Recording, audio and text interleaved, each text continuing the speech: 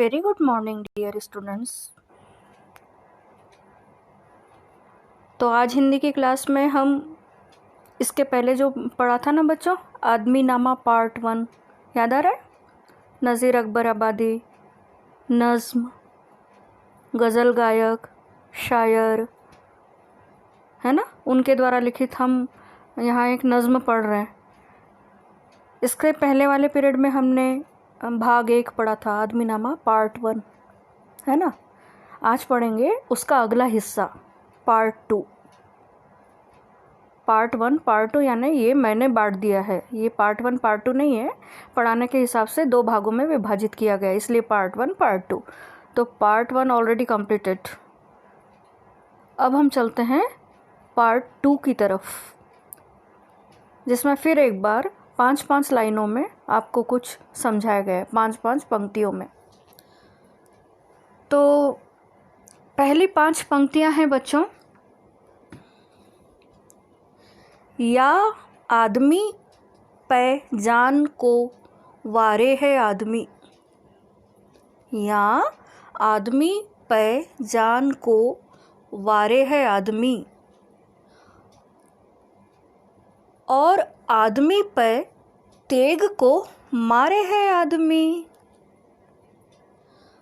पगड़ी भी आदमी की उतारे है आदमी, चिल्ला के आदमी को पुकारे है आदमी, यानी पगड़ी उतारने वाला भी आदमी तो पगड़ी पहनाने वाला भी आदमी,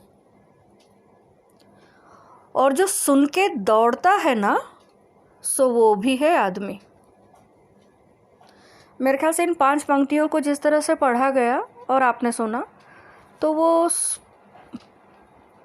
पढ़ते हुए सुनकर ही इसका क्या मतलब हो सकता है, मतलब क्या अर्थ होगा इन 5 पंक्तियों का, वो थोड़ा बहुत तो समझ में आ ही गया होगा, है ना। फिर भी मैं मेरी तरफ से आपको इन पंक्तियों में आने वाले कठिन शब्दों के बारे में जानकारी दूंगी। बच्चों, जान को वारे, जान न्यौछावर करना, तेग को मारना, तलवार से मारना, तेग यानी तलवार, पगड़ी उतारना यानी इज्जत उतारना, और पगड़ी पहनाने का मतलब है किसी का मान करना, पहनाना यानी मान, इज्जत, और उतार देना यानी उसी इज्जत को मिट्टी में मिला देना। अब हम समझेंगे कि इन 5 पंक्तियों का भावार्थ क्या है, वो जो अभी थोड़ी देर पहले बताया था कि थोड़ा तो समझ में आ ही गया होगा। अपनी इन पंक्तियों द्वारा शायर नज़ीर जी ने आदमी की विचित्र प्रकृति के बारे में बताया है।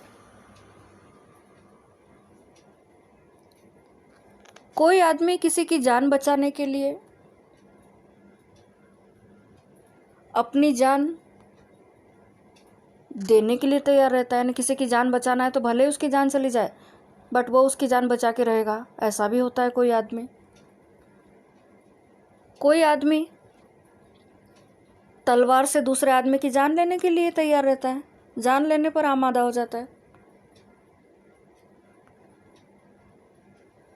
कोई आदमी किसी को बेइज्जत करके बड़ा खुश होता है।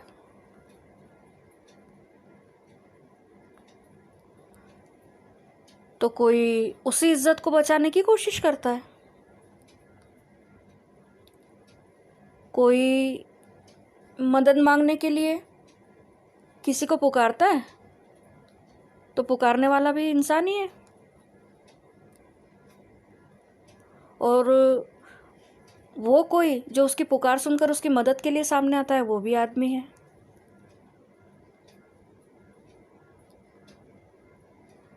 इस तरह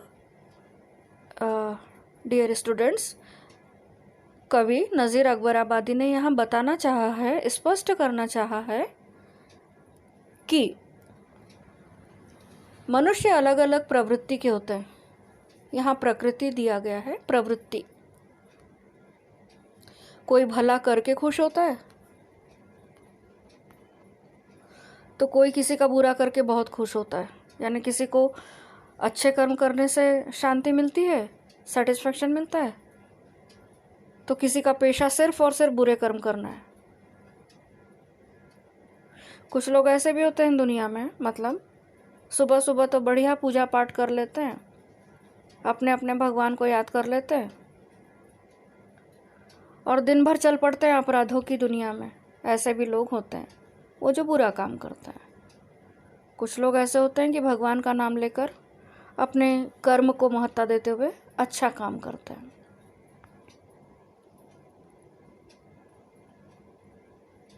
अब यहाँ पहले चित्र में आप देख रहे होंगे एक इंसान तलवार लेकर दूसरे को मारने के लिए एकदम तैयार।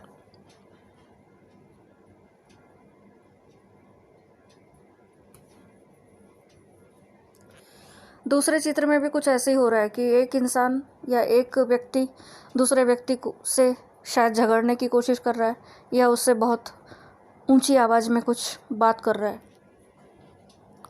ये भी एक प्रकार का मतलब किसी को दुख देना ही हुआ ना।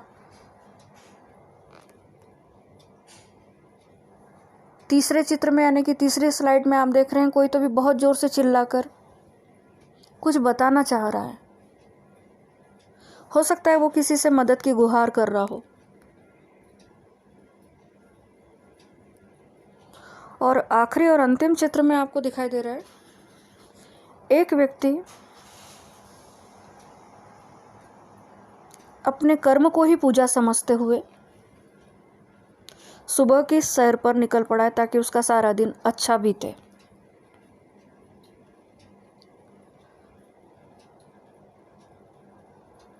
तो इस तरह से इन 4 चित्रों के द्वारा हमने ये देख लिया कि इंसान के अलग अलग रूप होते हैं।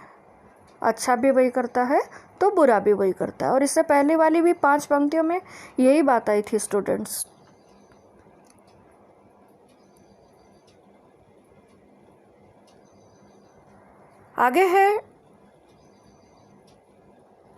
आगे मतलब अब ये नज़ीर अकबर आबादी द्वारा लिखी गई ये जो नज़्म है ना, इसका अंतिम पड़ाव, अंतिम भाग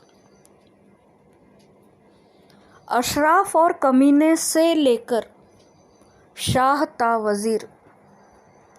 टीचर ये कमीने क्या होता है? सबको मालूम है, मेरे ख्याल से सबको मालूम है, मुझे भी।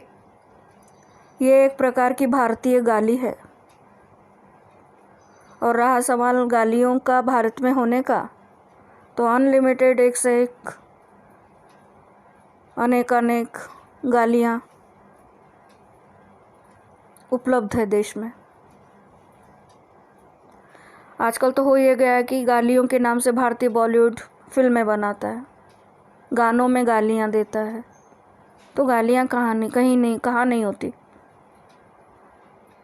अब तो आपकी भाग एक स्पर्श टेक्स्ट बुक, इसमें भी गालियाँ आ गई। आपने इससे पहले दुख का अधिकार पढ़ा, उसमें बुढ़िया को लोग गालियाँ देते हुए नज़र आ रहे थे। तो इस नज़्म में भी एक गाली आई है, अशराफ और कमीने से ले शाह ता वज़ीर। वज़ीर यानी मंत्री। आदमी ही करते हैं सब कारे दिल पजीर।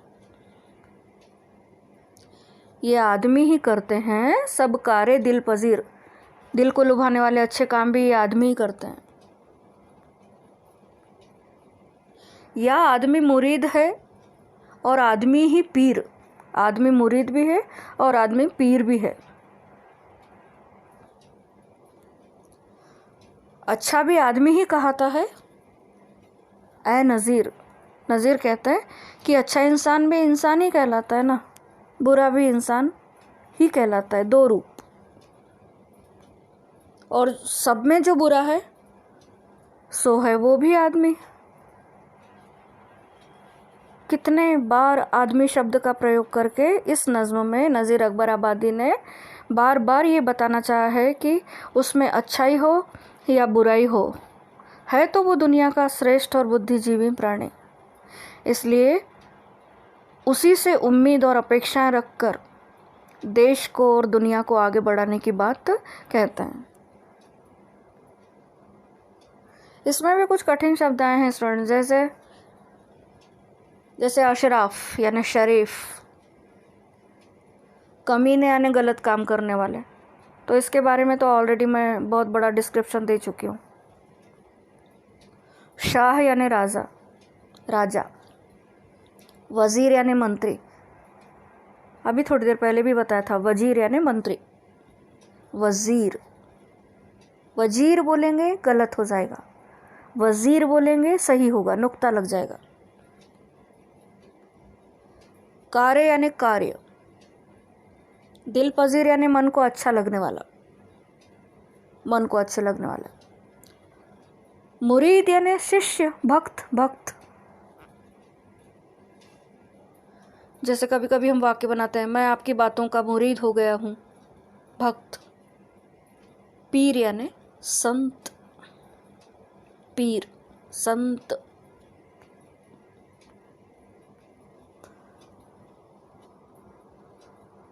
तो आगे इन पंक्तियों का अब हम अर्थ समझ लेते हैं बच्चों। कभी कहते हैं कि यहाँ शरीफ भी आदमी है, तो कमीना भी आदमी ही है। शाह बनकर, राजा बनकर जो गद्दी पर बैठा है वो भी आदमी है, और जो आदमी उसका वजीर है, मंत्री, वो भी आदमी है। यहाँ आदमी ही दिलपसंद कार्य करते हैं, मतलब दिल को अच्छे लगने वाले कार्य भी इंसान ही करता है। तो आदमी ही किसी का भक्त भी बन जाता है, किसी का मुरीद हो जाता है, किसी से बहुत प्रेरित होता है। आदमी ही है वो जो संत भी बन जाता है। अब संत का मतलब है एक संत, महात्मा। आजकल के संतों की बात नहीं हो रही है बच्चों। आजकल के संत यानी धोखेबाज। वो सिर्फ देखने में संत होते हैं, अंदर से उनके मन में बड़ी बड़ी बड़ी गलत बातों का समावेश होता है। तो ये तो आपको भी मालूम होना चाहिए कि आजकल के संतों में सिर्फ ढोंग रहता है, बाकी कुछ नहीं। इस प्रकार अच्छा काम करने वाला भी आदमी है और बुरा कार्य करने वाला भी आदमी ही है ना। तो क्या अच्छा क्या बुरा, क्या सकारात्मक क्या नकारात्मक, दोनों पक्ष सिर्फ और सिर्फ दुनिया में होने वाले इंसान के लिए है, ऐसा नज़ीर अकबर आबादी जी बताते हैं। अब इनमें इस भावार्थ के नीचे देखिए कुछ स्लाइड्स, फिर एक बार चित्र। एक आदमी दूसरे आदमी को मारते हुए नजर आ रहा है। एक संत यानी कि एक गुरु अपने शिष्य को आशीर्वाद देते हुए समझ में आ रहा है।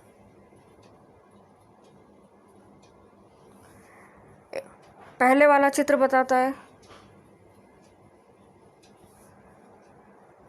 कि आई एम द विनर, मैं विजेता हूँ, पूरी दुनिया मेरी मुट्ठी में, मैं हूँ तो कोई नहीं। अगले चित्र में दिखाया गया एक संत वाकई सच्चे दिल से अपनी साधुता के बारे में जानकारी दे रहे हैं। अगली एक स्लाइड है, उसमें दिखाया जा रहा है कि भगवान कहते हैं, हे मनुष्य, मैं तेरे साथ हूँ, डरने की ज़रूरत नहीं। अगले चित्र में दिखाया जा रहा है एक मनुष्य दूसरे मनुष्य की मदद करता हुआ नजर आ रहा है। बच्चों देखो, ठीक उसके बाजू में जो चित्र दिखाई दे रहा है, एक बूढ़ी औरत और एक महिला, युवा महिला उसकी मदद करती हुई नजर आ रही है, उसे रास्ता पार करवा रही है, उसकी मदद कर रही है। आखिरी स्लाइड में फिर वही बात,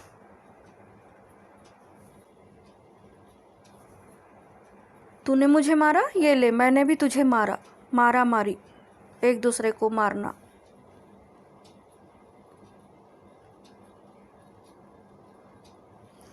तो बच्चों हमने देखा कि इस नज्म में कवि ने आदमी के सकारात्मक और नकारात्मक यानी पॉजिटिव और नेगेटिव दोनों ही पक्षों को उद्घाटित करके हमारे समक्ष प्रस्तुत किया है। तो सकारात्मक पक्ष क्या क्या थे टीचर?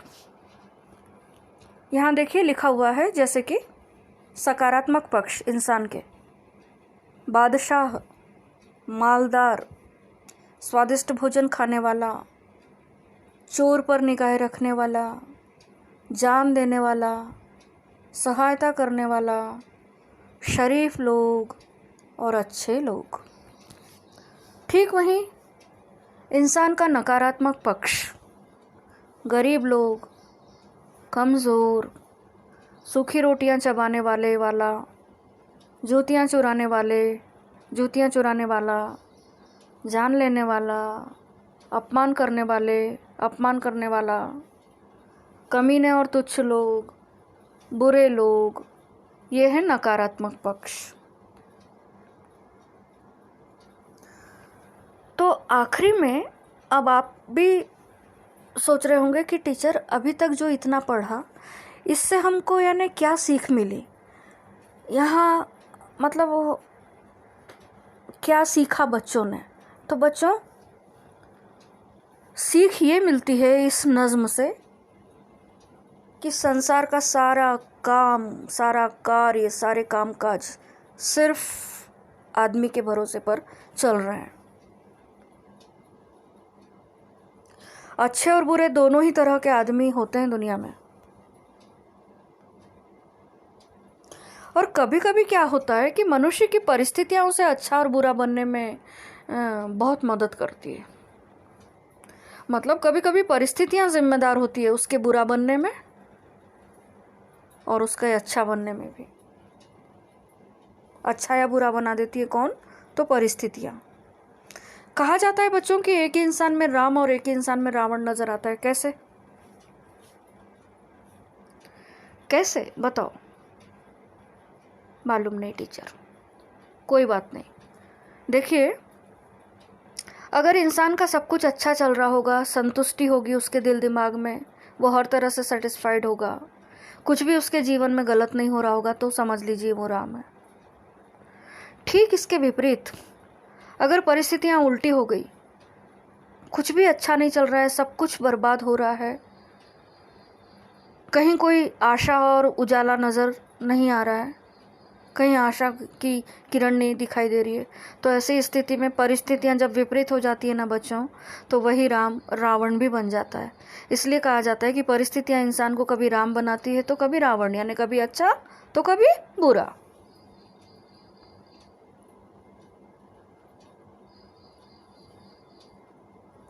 अतः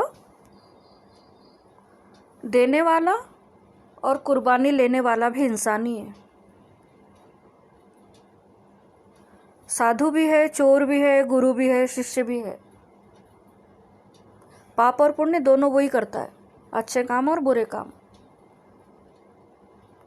धर्म कर्म की भी बातें वही करता है। कभी वो धर्म को मानने वाला है तो कभी अधर्मी है। लेकिन हमको अपने जीवन में अच्छा आचरण अपनाना चाहिए, ऐसा कभी कह रहे हैं। अपने देश और अपने समाज को सुंदर बनाने का प्रयास करना चाहिए, अच्छे आचरण से, अच्छे स्वभाव से, अच्छे कर्मों से। हमेशा लोगों की भलाई करते रहना चाहिए। अपने लिए तो खैर जियो, लेकिन कभी कभी हम दूसरों के लिए भी जिएं, जी कर देखें, उनकी कुछ मदद करें, उनके कुछ काम आए। दुनिया में हमेशा याद रखना है स्टूडेंट्स, भलाई कहीं ना कहीं ज़रूर काम आती है। अगर किसी की हमने मदद की जिसे ज़रूरत है, तो हो ना हो उसकी दुआ आज नहीं तो कल ज़रूर ज़रूर काम आएगी। इसलिए ज़िंदगी में कभी मत भूलना, अगर मौका मिलता है तो ज़रूर किसी की आप मदद करें। मदद की जहाँ बात आती है ना, तो यहाँ देखो झाड़ एक उदाहरण दे रहा है। झाड़, तरु,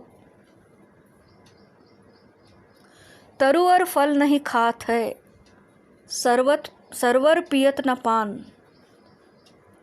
कही रहीम पर काज हित, संपत्ति संचही सुजान।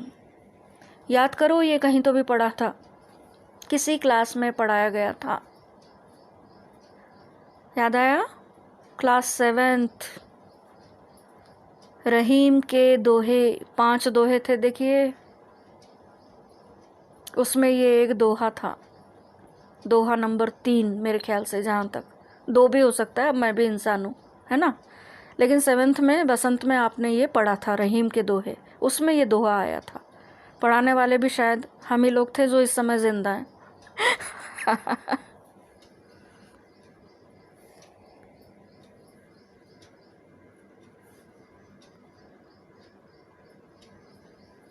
तो बच्चों, नज़ीर अकबर आबादी द्वारा लिखित ये नज़्म यहीं समाप्त होती है।